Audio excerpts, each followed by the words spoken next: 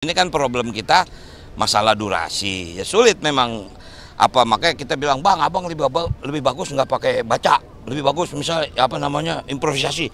Kita improvisasi bisa panjang nih, soalnya durasi misal bayangin misal pembuka 4 menit, penutup 2 menit, aduh itu kan mesti diatur kan. Ya alhamdulillah saya surprise ya, saya tahu dari jauh, makanya hari ini saya minta waktu sama Bang Gis.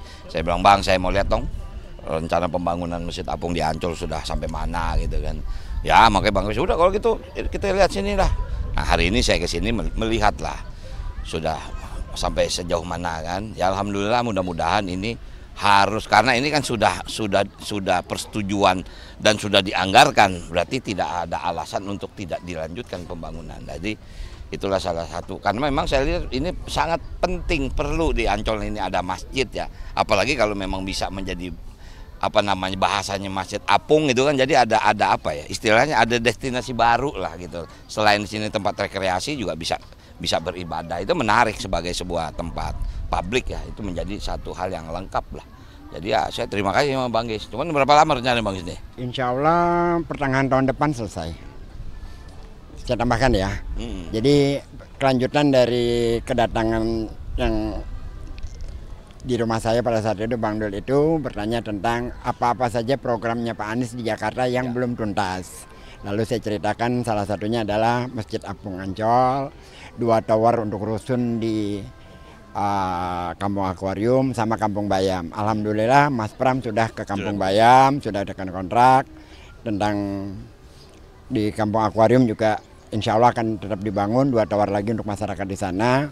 Nah terkait dengan Masjid Apung dan Museum Rasulullah itu, kalau Museum Rasulullah itu kan pekerjaannya yang punya proyeknya Dewan Masjid Indonesia. Kalau Masjid Apung ini digagas memang di zaman Pak Anies, namanya Masjid Apung Jakarta, sudah groundbreaking, sudah semuanya.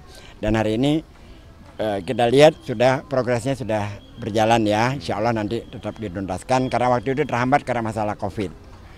Dan saya kira ini salah satu bukti dari janjinya Bang Dul pada saat di rumah saya akan meneruskan programnya Pak Anies, ya ini salah satunya.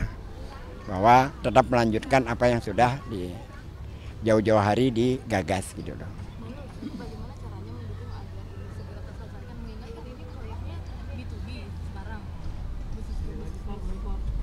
ini sudah anggaran APBD ya. Jadi udah, kalau untuk masjid ya, kalau ada masjid insya Allah nggak ada masalah.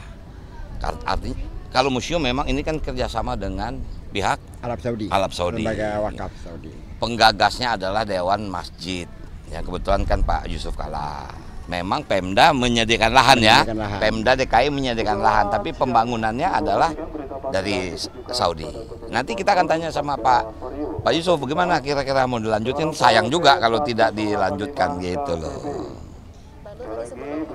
Masjid Apung kan disapa beberapa pedagang di sini, terus bertepatan juga nih materi debatnya juga tentang ekonomi kreatif, ini lihatnya gimana nih Bang? Ya ini salah satu, kita kalau melihat ekonomi kreatif pasti imajinasi kita adalah tinggi, high.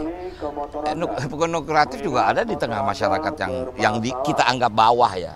Mereka jauh lebih kreatif untuk menciptakan ruang-ruang ekonomi. Nah jadi artinya kita harus adil. Kita harus bijak menciptakan lapangan pekerja dalam kategori ekonomi kreatif. Ada segmented atas, tapi ada masyarakat bawah yang juga punya materi ekonomi yang cukup kreatif. Nah, jadi artinya inilah menjadi satu jalan bagaimana kita antara pemerintah daerah dengan masyarakatnya bisa berkesinambungan dalam kaitan membangun ekonomi. Itu aja sebetulnya. Pagi sudah 2 kali bertemu Bang Dul. Nah, apakah pagi sini sudah ada komunikasi dengan Mas Anies, sangat dekat dengan ini sepertinya arahnya tuh udah kelihatan. Ya kalau saya itu nggak mungkin melaksanakan sesuatu tanpa komunikasi dengan Pak Anies, nggak mungkin.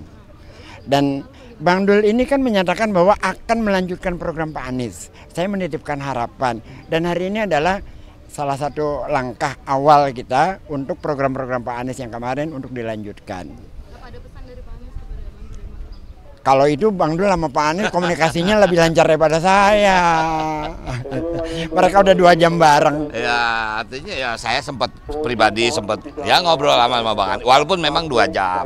Cuman memang tidak fokus pada pembangunan developing Jakarta. Tapi waktu itu kan memang ada momen di saat kita akan artinya akan disandingkan lah. Tapi kenyataannya kita tidak bisa bersanding. Tapi saya sangat paham Bang Anies ini masih punya vision yang luar biasa untuk Jakarta. Makanya kemarin saya ngomong lah sama Bang Gis, Bang, insya Allah lah kalau kita ini pasti kita lanjutin.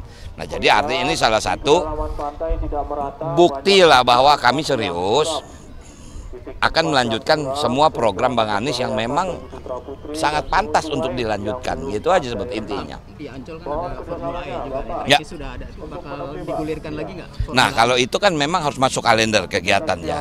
Tentu kalau Pemprov itu kan menyediakan fasilitas. Tapi tentang kalender itu nggak lepas daripada internasional. Apakah itu ada untuk di apa namanya?